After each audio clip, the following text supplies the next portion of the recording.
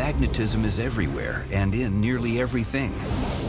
It is one of the four fundamental forces of physics, the forces that keep the universe itself together.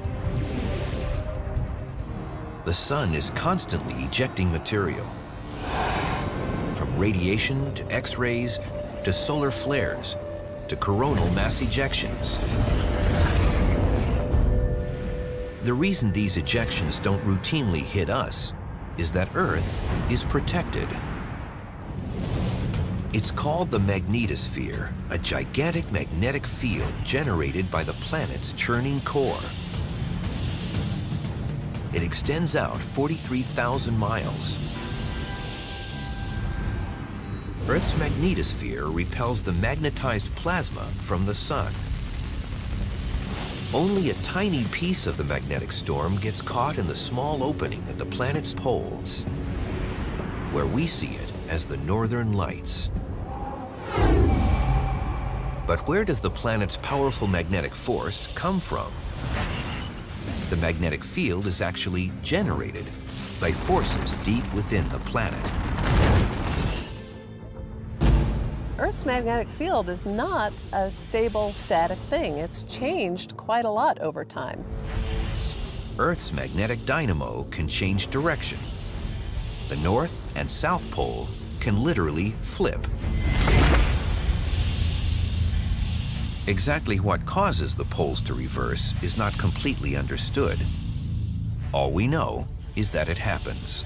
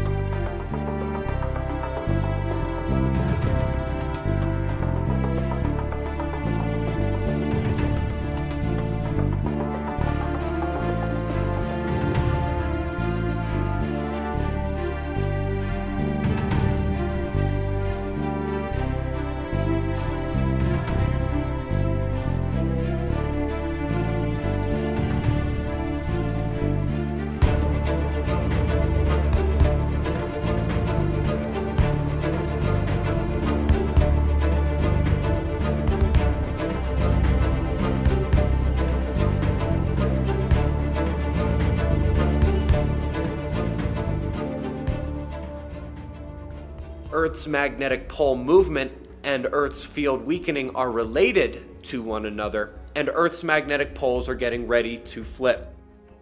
These things, once they get started, can happen in less than a human lifetime, and quite obviously we are more than 80 years into this one already. And we are seeing the intensification, the speeding up of the pole movement, and the speeding up of the loss of the field.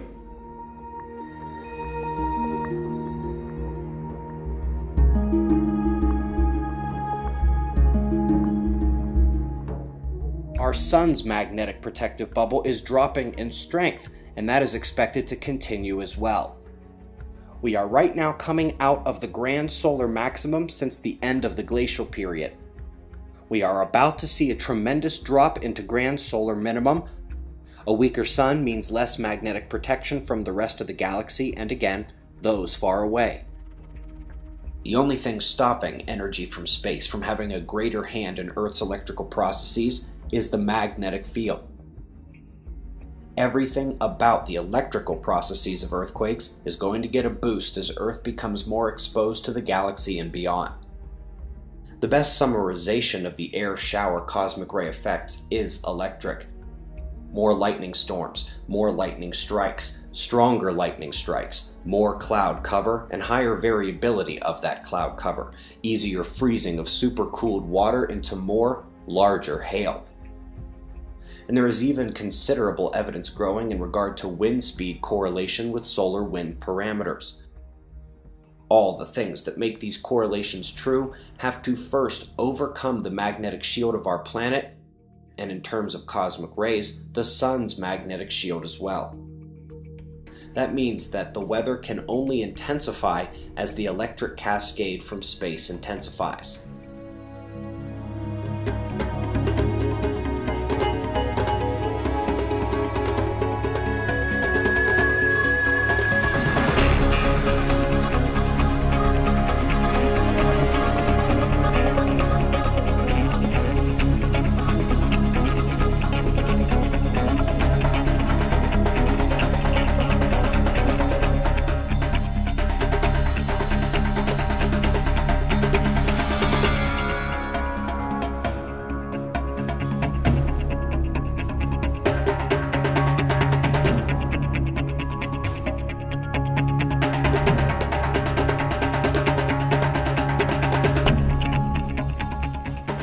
A recent paper in Geosphere explores the effects that a strong volcanic eruption would have on a modern globalized society. I am of the opinion that this is very likely to happen very soon, because I will go the extra step and tie eruption activity to galactic cosmic rays, which we know are on the increase. And that's a well-established fact. That increase in galactic cosmic rays is going to be amplified as far as the way we feel it here, because we are also simultaneously losing our magnetosphere. So these things combine, and that means that we're experiencing drastically increased galactic cosmic rays here on the surface of our planet. Now, what does that mean, from the increasing fragility of our power grids to the ways that GCRs interact with the human body and viruses, causing more rapid mutations and generally health to decline, to the already devastating effects that just the inclement weather and extreme weather, which is a function of galactic cosmic rays and is indeed worsened by attempts to geoengineer the environment, and how that's devastating modern agriculture. We also know that we saw studies and announcements accompanying those studies towards the turn of 2018 that indicated there would be an uptick in seismic and volcanic activity, although they attributed that in absolutely farcical fashion to global warming and the reduction of glaciers. So they're lying to your face about the reason, the mechanism here, but we are seeing that the media has leaked the fundamental important parts here, that there's an increased amount of volcanism and that the world is not prepared. There'll be crop losses and famine.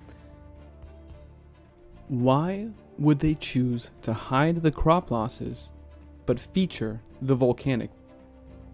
They expect a major volcanic eruption, and they expect then to be able to blame the cooling that we're already witnessing on that eruption.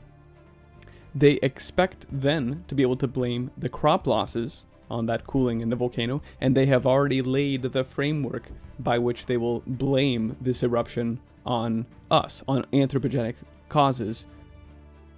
Now that we've got these particulates in the atmosphere, we have to continue geoengineering, or we'll have catastrophe, just be ridiculous global warming, because the volcano did some cooling for us and now we have to keep this up. So they've written into the script both a major volcanic eruption and then the requisite continuing aerosol spraying through geoengineering. So this is a public unveiling of geoengineering as well.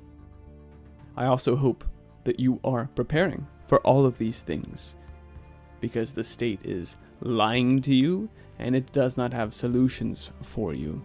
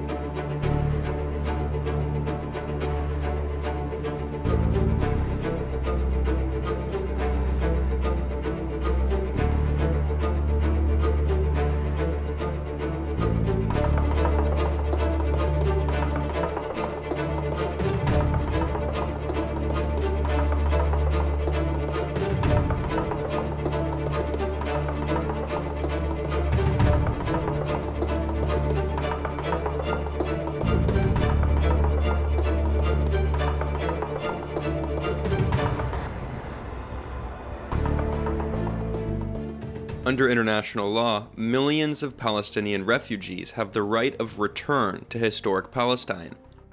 The Great Return March on the Gaza border was organized expressly to highlight this fact.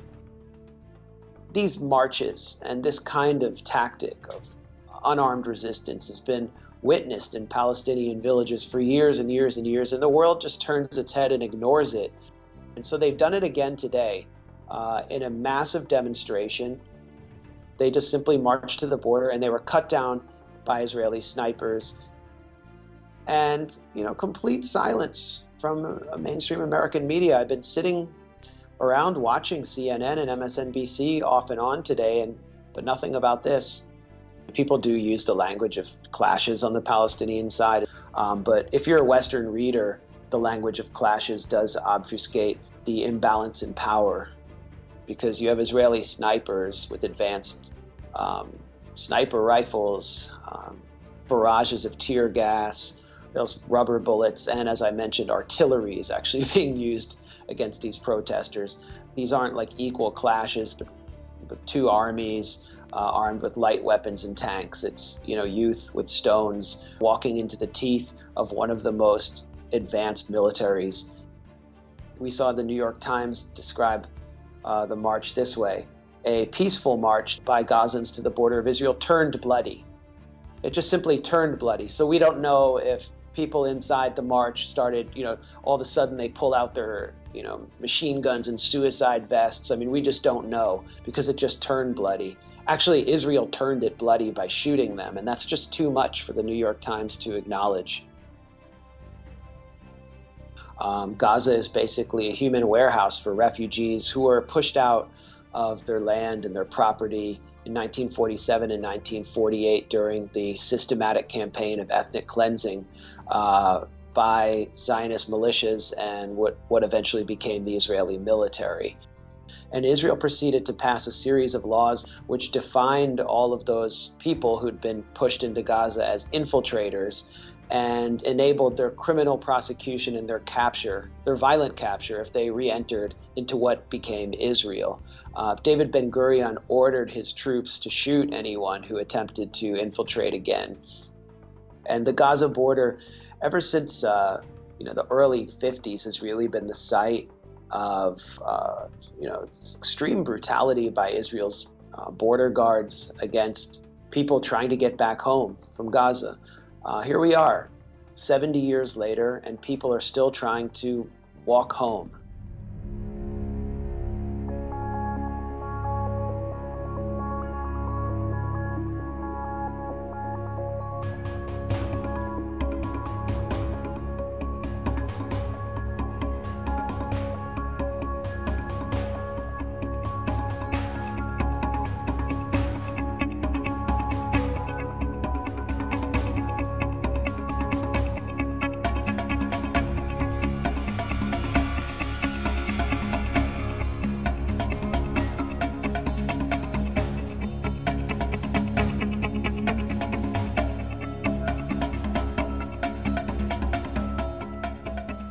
When there is dissent expressed in the United States against policies of the Israeli government, people here are called anti-Semitic.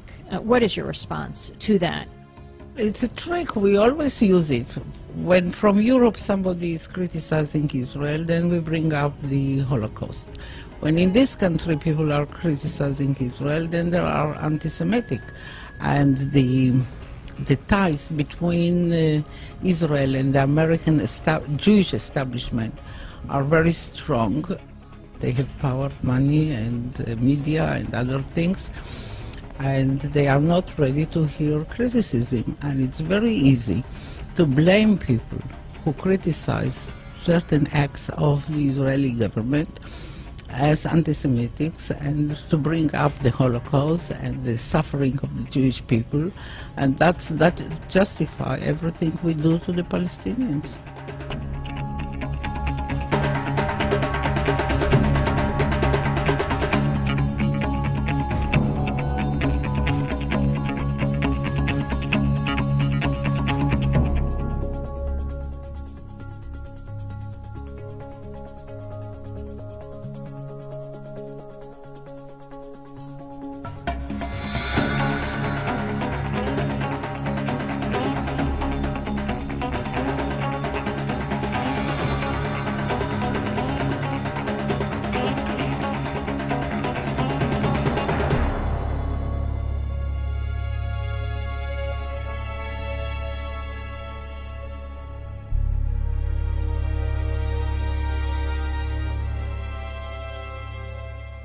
Israel tiene una cobertura mediática internacional y el apoyo estratégico de los Estados Unidos fundamentalmente para que pueda hacer con el pueblo palestino lo que viene haciendo desde hace ya casi 70 años, es decir, masacrarlo para robar sus tierras, para eliminar la palabra Palestina de los mapas del mundo, simplemente la eliminación de Palestina y los palestinos como un paso para otros fines todavía más complejos y peligrosos. La comunidad internacional no puede hacer nada si no lo hace Estados Unidos y ahora mucho menos con Trump como presidente. No hay que olvidar que Israel tiene armas nucleares, es un país sumamente peligroso y creo que si seguimos con la ultraderecha, con el sionismo gobernando Israel, vivimos permanentemente al borde de una guerra de dimensiones desconocidas.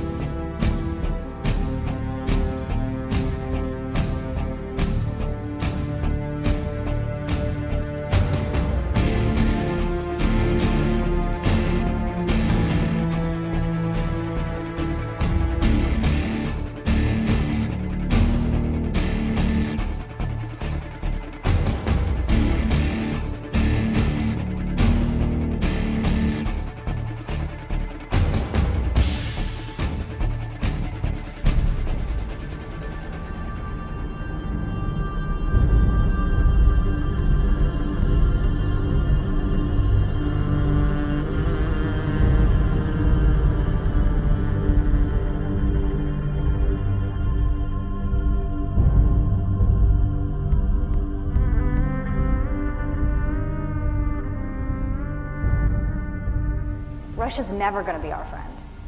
But having said that, that doesn't mean we don't want to work with them. But we work with them when we need to, and we slap them when we need to. That's just the way it needs to be.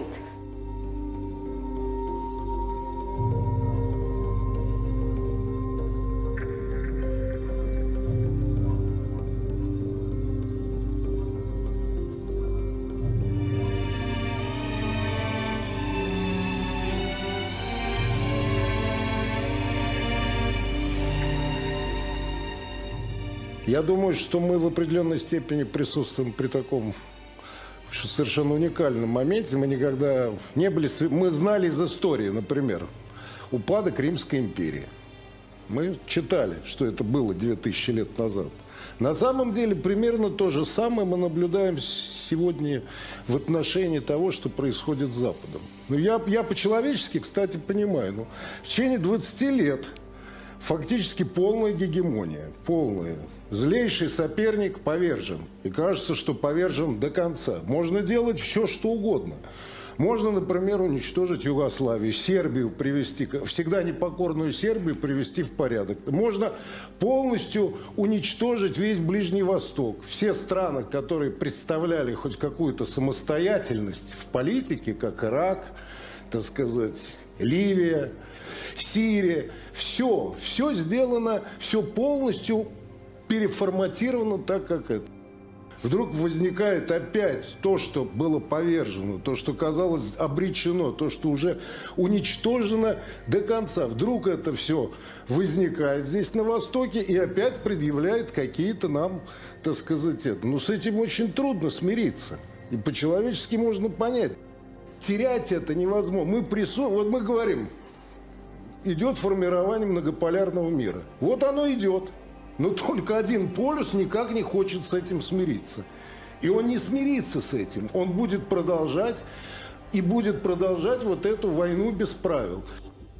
Мне кажется, пока Запад не выпьет всю чашу до дна, он не успокоится. Но он и выпьет, никуда не деться. Исторические процессы невозможно остановить и затормозить. Главное, чтобы эти исторические процессы, вот в данном случае, не привели к какому-то очагу, который может породить войну.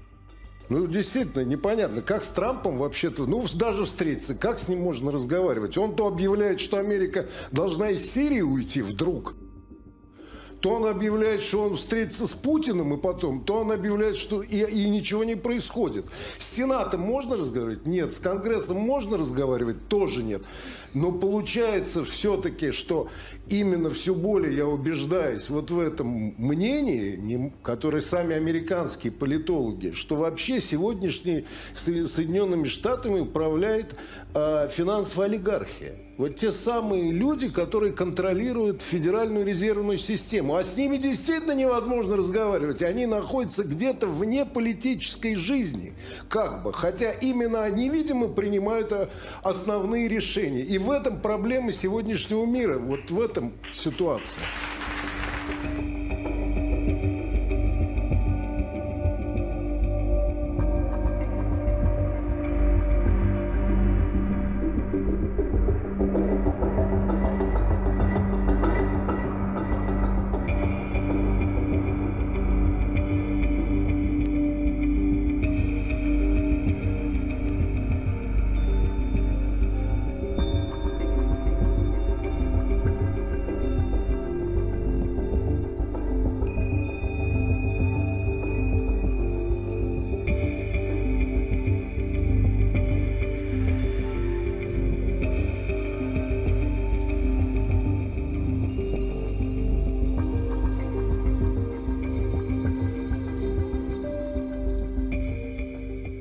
What is Washington trying to do? Trying to make an enemy out of a country that can destroy the United States? I don't see how it could be, because the United States and NATO are no match whatsoever for Russia and China. I think maybe what Washington is trying to do is to convince those Russians in the government in Russia and among the financial, economic elite that if they don't somehow get rid of Putin, they're going to have all their relationships cut off with the West.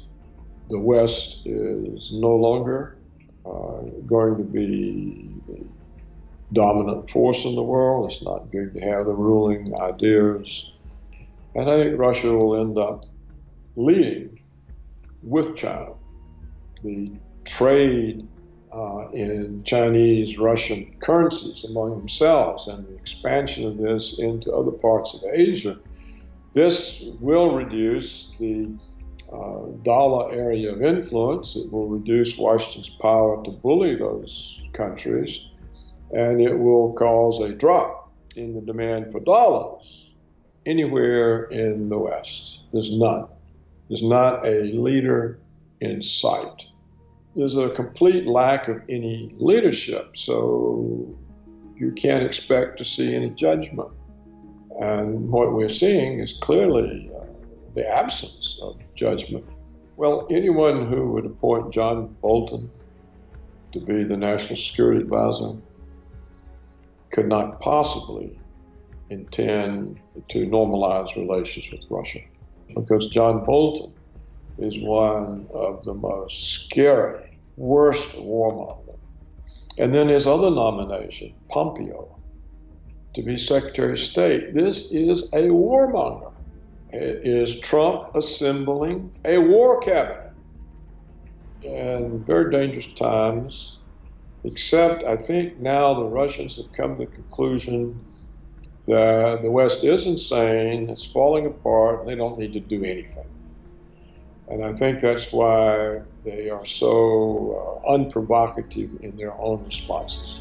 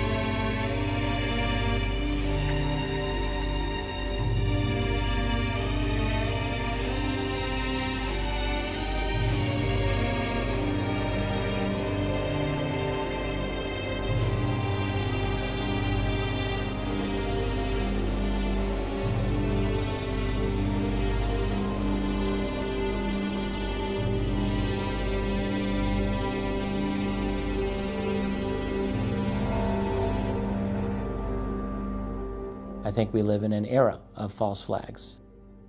Particularly since the Second World War is when false flags truly became done with sophistication, almost like a science. And the leader of them is certainly the United States.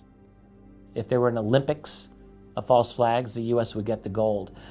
Israel would get the silver, and I think Britain would probably get the bronze. You know, what that means is it's the U.S. and its closest strategic allies are the leaders. I'm not seeing many false flags coming out of Russia, for example. Now, at one point when I realized that a lot of these false flags were American initiated or initiated by America's strategic allies, I started asking myself, well, why is this so? I think the answer is, at least in large part, because the United States is at a point where it is this close, I think, to total global domination. So it's America's game here, and they're trying to eliminate all rivals. To do that, they need to control all of the resources of Africa, Middle East, and Central Asia, that stretch of the world. It is essential to take control over all of it. If you're going to have wars that could not otherwise be justified, you need to have at least access to false flags. Because the thing is, you've got to be able to engage the population enough to convince them that these types of wars are necessary. And the only way you're really going to do that is, at least at times, the ultimate propaganda weapon in the toolkit, and that's the weapon of the false flag. You kill people, you blame it on another party, and you say it is necessary for us to do something about this, to save lives, you know, for democracy and for whatever, when in fact the real reason is to take over oil fields or to steal money out of bank accounts or to secure, you know, geographic areas for pipelines, natural gas pipelines, and things like that. The other reason that there's only a few nations that do false flags is, A, you need really top-of-the-line covert operations teams. And the U.S. has certainly got them. Israel certainly got them. Britain certainly got them. But the other problem that you have is you need to have total control over mainstream media. You must have total compliance. And Russia does not have that with the global media, by and large. The United States does. Britain does. Israel does. They can be assured when something goes down, they're going to have a totally sympathetic global media that will work hand in glove with them and that will basically block out uncomfortable questions and the like. And I think that is why the United States is the leader in false flags these days. They've got the motivation, they've got the ability, and they've got control over the media, which is essential. One of the things, for example, that I'm noticing with these false flags is the creation of slogans, almost like a marketing campaign. So we have Je suis Charlie, you know, with Charlie Hebdo shootings. We have with the Boston Marathon bombing, the slogan Boston Strong. And it's a mind control thing. It's all propaganda. It's a way of getting inside people's heads, screwing with their heads, using those emotions, this feeling of tragedy that everyone shared on that day, and using it against us. That's really what these slogans are part of, these false flag operations, I think. The other thing to be wary of with a false flag is whenever you see the media instantly jumping on the culprit, instantly identifying who's responsible, be wary. There's something very suspicious about this, and we see this more and more. Something big happens, something dramatic and shocking happens, and boom, we know who did it right away. But the level of evil that we are talking about here with something like a false flag, I really think most people they just can't conceive of it. And they don't want to. When you learn about something like false flags, that just opens up an entire world of responsibility that I think most people would just prefer to avoid, to be honest with you.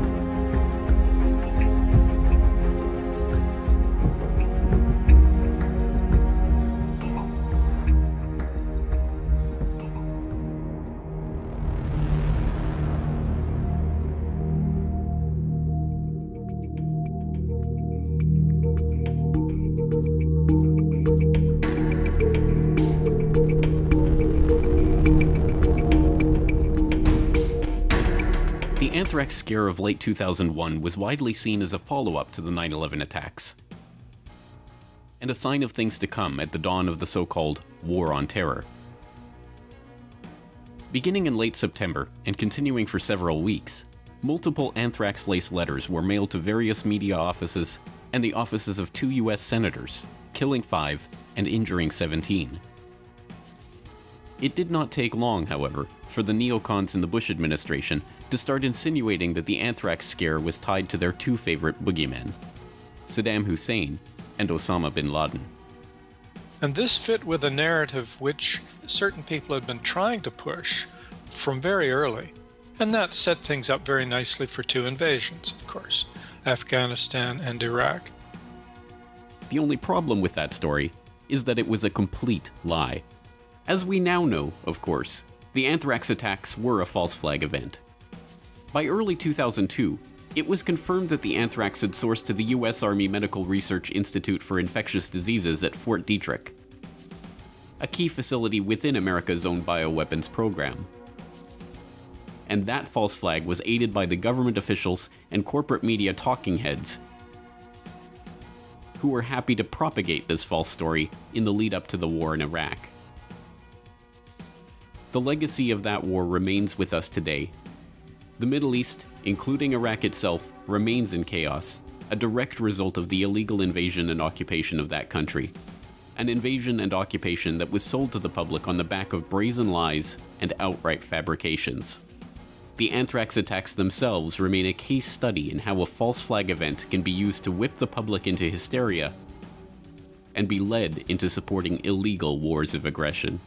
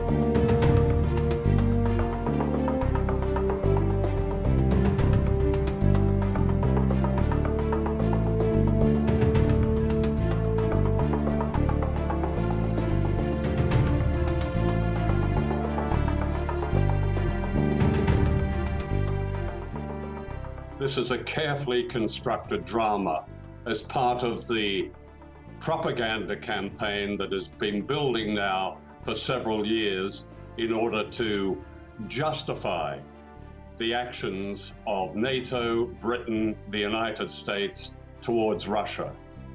Most people don't understand these dangers, the dangers of this propaganda. Russia's nerve gas program, its active Novichok program, was verified as destroyed in September 2013 by the United Nations watchdog. Unlike the United States, that is still to be destroyed. Porton Down, a few miles from where Skripal and his daughter were found, has a long and sinister record with nerve gas and chemical weapons. There is no evidence, and this is so dangerous, with Russia being effectively pushed into a corner with these accusations. It's part of a propaganda campaign. I can tell you that. I'm a journalist who's spent almost all my career working in the mainstream in Britain. This is a propaganda campaign promoted specifically in the media and in the government. Russia's request for a sample of this nerve agent has been turned down. The British police have made no commentary on this. This is extraordinary. So you have an attempted murder, you have a crime scene, and you have no evidence. And neither do you have a motive. Why on earth would Russia, on the eve of an election and on the eve of staging the World Football Cup, want to destroy, if you like, its international name with such a crime. But there's plenty of motive on the other side.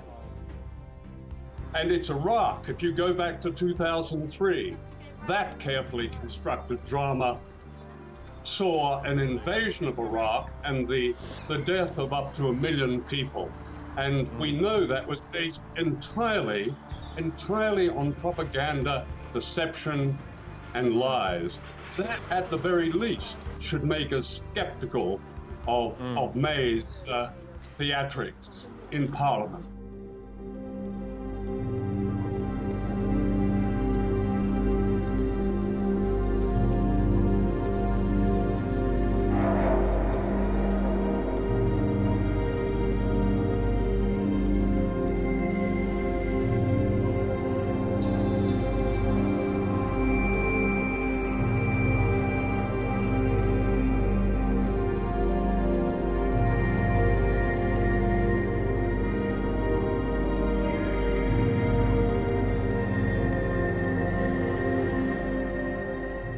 Der Fall der Vergiftung des russischen Doppelagenten Skripal in der britischen Stadt Salisbury.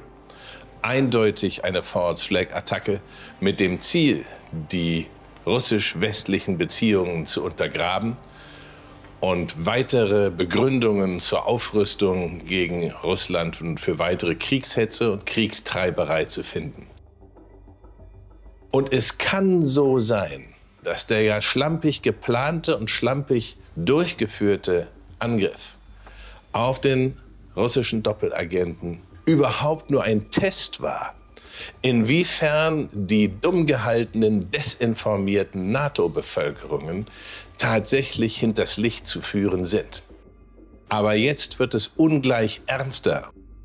Es ist dem russischen Generalstab nahegebracht worden, dass die US-Truppen in Atanf im Südwesten Syriens dabei sind, syrische Milizen zu trainieren und auszurüsten mit Giftgaswaffen, um eine False-Flag-Operation mit Giftgas durchzuziehen. Wir erinnern uns sehr unangenehm an die ausführlichen, wiederholten Warnungen des französischen Präsidenten, der britischen Regierung, dass im Fall eines Giftgasangriffs der Assad-Seite das NATO-Bündnis einschreiten könnte, auf jeden Fall aber Frankreich und Großbritannien loslegen würden, militärisch. Jetzt haben die Russen tatsächlich erstmals ganz klar gesagt, sollten die USA angreifen, insbesondere natürlich Damaskus mit der Luftwaffe, dann würde Russland zurückschlagen. Dass sie bisher ihre S-400-Systeme nicht gegen die angreifenden israelischen Bomber oder auch gegen US-Flugzeuge eingesetzt haben, das ist eindeutig der Großzügigkeit der russischen Führung zu verdanken, die ja immer wieder von uns beschuldigt wird, den Krieg anzuheizen und die Lage zu verschlechtern. Es ist also ganz eindeutig, dass wir knapp vor einem Krieg zwischen Russland und USA im Nahen Osten stehen. Dass der dann auf Europa übergreifen muss, ist keine Frage. Vielleicht geht das Ganze viel schneller. Vielleicht startet man einfach schon mal den Angriff aus Syrien und lässt die Sache sich allmählich hochschaukeln, eskalieren. Und deswegen wird propagandistisch jetzt alles da reingelegt, dass die westliche Seite hier in ihrer miesen, kriegstreiberischen Propaganda gegen Russland die Oberhand behält und dass tatsächlich möglicherweise am Boden die Fakten geschaffen werden.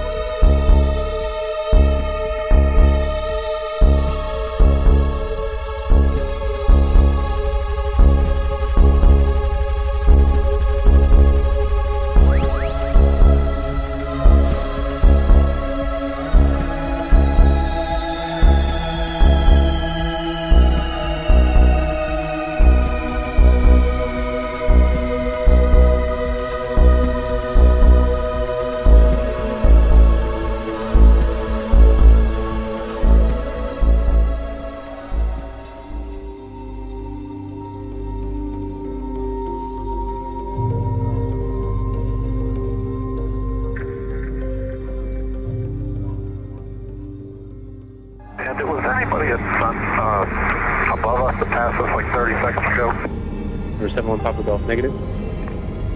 Okay. A UFO. Yeah.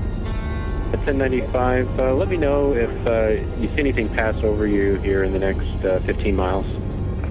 I don't know what it was. It wasn't an airplane, but it passed us going the opposite direction. Hey, it's American 1095. Yeah, something just passed over us. Like a, don't know what it was, but it's at least 2,000-3,000 feet above us. Yeah, it passed right over the top of us. Was it a Google balloon? UFO.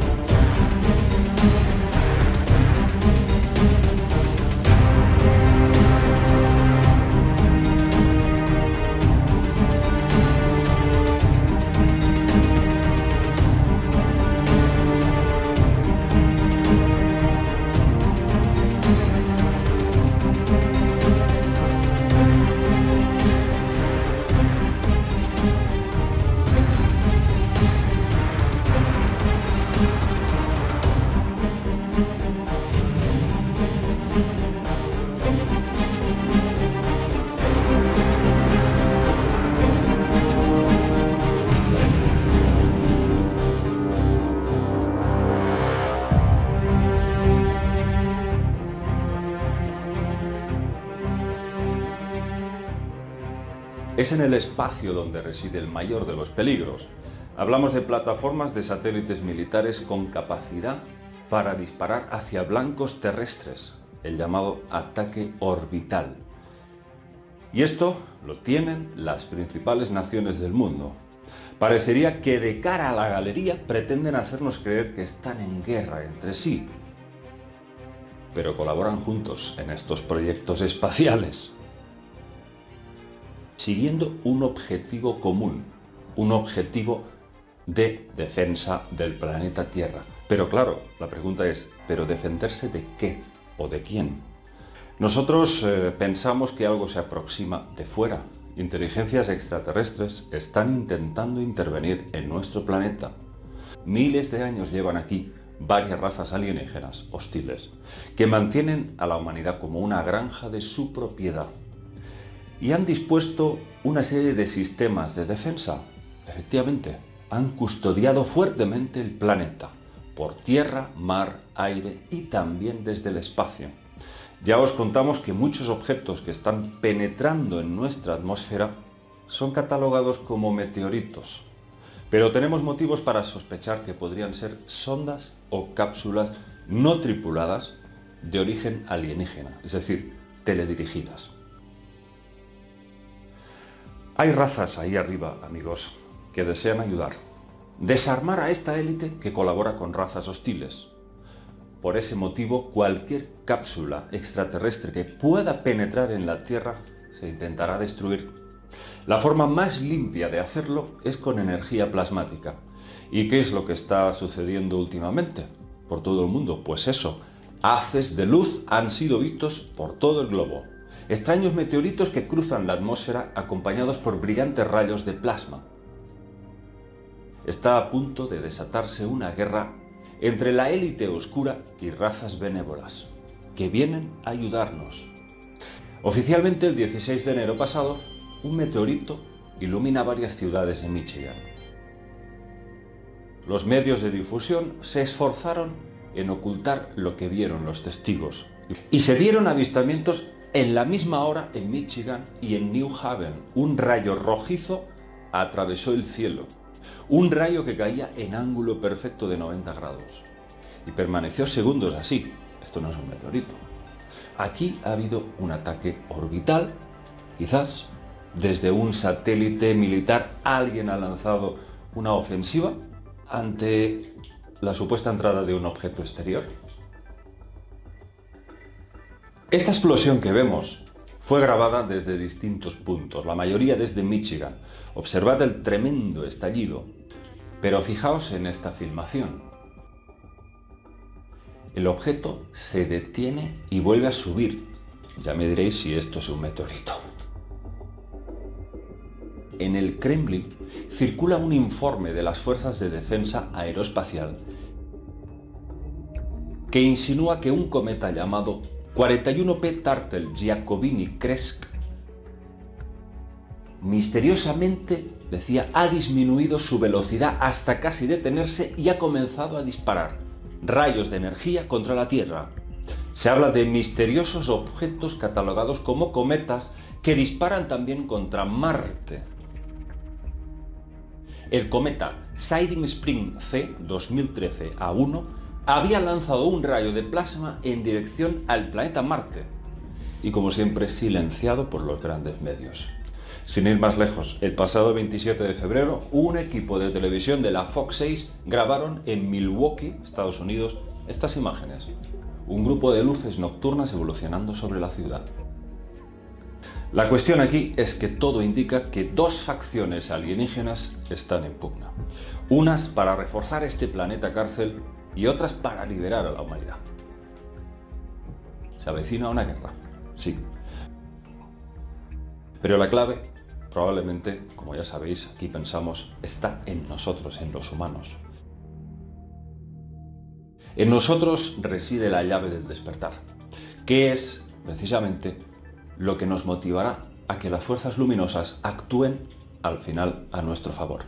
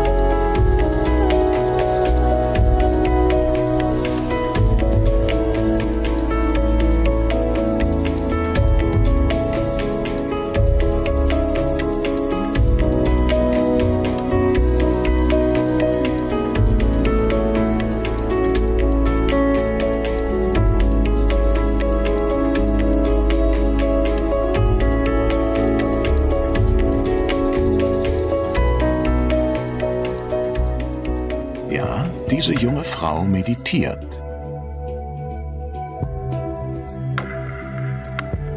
Wie sie schließen immer mehr Menschen auf der ganzen Welt für ein paar Minuten am Tag die Augen, um den Fluss ihrer Gedanken zu unterbrechen. Noch nie waren fernöstliche Traditionen und westliche Medizin so eng miteinander verflochten. Die Meditation ist inzwischen auch in der westlichen Gesellschaft angekommen, da zahllose wissenschaftliche Studien belegen, dass sie wirkt. Sie beeinflusst unser Gehirn und unsere Gesundheit. Was den Geist berührt, berührt den Körper und umgekehrt. Das ist ein fantastischer Dialog. Meditation und Medizin sind in zunehmendem Maße zwei Seiten ein und derselben Medaille. Immer mehr Ärzte lassen heute Jahrtausende alte Traditionen in ihre modernen Behandlungsmethoden einfließen. Achtsamkeitsmeditation nennt sich ihre moderne Form, die unsere Aufmerksamkeit auf die Vorgänge in unserem Inneren lenken will, auf unsere tiefen Gefühle und körperlichen Empfindungen. Viele wissen gar nicht, ehe sie selbst zu meditieren beginnen, dass die Meditation eine überaus körperliche Erfahrung ist. Sehr viel mehr als ein tiefes Nachdenken oder Betrachten von Gedanken. Wir hören in unsere ganze Person hinein. Lauschen, was in unserem Körper geschieht, wie wir atmen, wie unsere Gedanken fließen, wie Geräusche auf uns wirken. Im Grunde sind wir unser eigener stiller Beobachter. Wir wollen nichts bewegen, sondern einfach nur im gegenwärtigen Moment sein. Galt die Meditation lange als reine Entspannungsübung oder als eine Modeerscheinung, so wird ihre antidepressive Wirkung heute von immer mehr Ärzten anerkannt. Die Zahl der dauerhaft veränderten Hirnareale ist so groß, dass eine umfassende Bestandsaufnahme bislang schwierig ist. Also stimmt es gar nicht, dass unsere Meditierende nichts tut, seitdem sie die Augen geschlossen hat. Nein, im Gegenteil. Sie stimuliert etwas, das die Fachleute als Neuroplastizität bezeichnen. Neuroplastizität bezeichnet schlicht die Fähigkeit des Gehirns, sich infolge von Erfahrungen oder Training zu verändern. Und die Meditation erlaubt uns, unser Gehirn stärker selbst zu lenken und die Neuroplastizität gezielt zu nutzen. Die Meditation ist inzwischen wirklich Teil der Medizin. Sie ist keine Alternativmedizin, sondern wird zunehmend Standard. Damals erklärten die Behörden zum ersten Mal Stress zu einem der größten gesundheitlichen Risikofaktoren. Mit anderen Worten, einem Hauptverursacher von Krankheiten.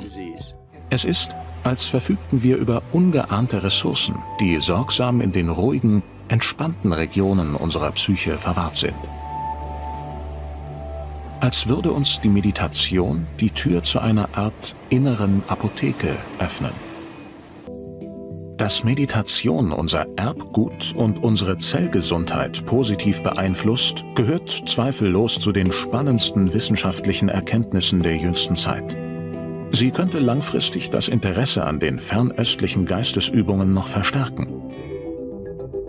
Auf den ersten Blick fällt es schwer, sich vorzustellen, dass wir mittels Meditation auf die DNA-Stränge einwirken können, die in jeder unserer 100.000 Milliarden Zellen liegen. Fast alle Ergebnisse deuten darauf hin, dass etwas sehr Interessantes vor sich geht, wenn wir vom Tun ins Sein kommen. Und zwar in unserer Biologie, unserer Atmung, unserem Gehirn, unserem Genom und den Telomeren, also an den Enden unserer Chromosomen. Eine Medizin für Körper und Geist, die ich gern als Medizin des Seins bezeichne.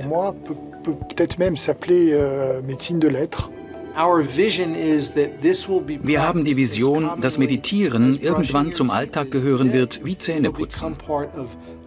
Wir gehen achtsam mit unseren Zähnen um, indem wir sie täglich putzen und pflegen. Und genauso achtsam sollten wir mit unserer Seele und unserem Gehirn umgehen. Wir alle können es lernen. Lernen, achtsam zu sein. ein paar Minuten in uns selbst zu versinken. Jeden Tag.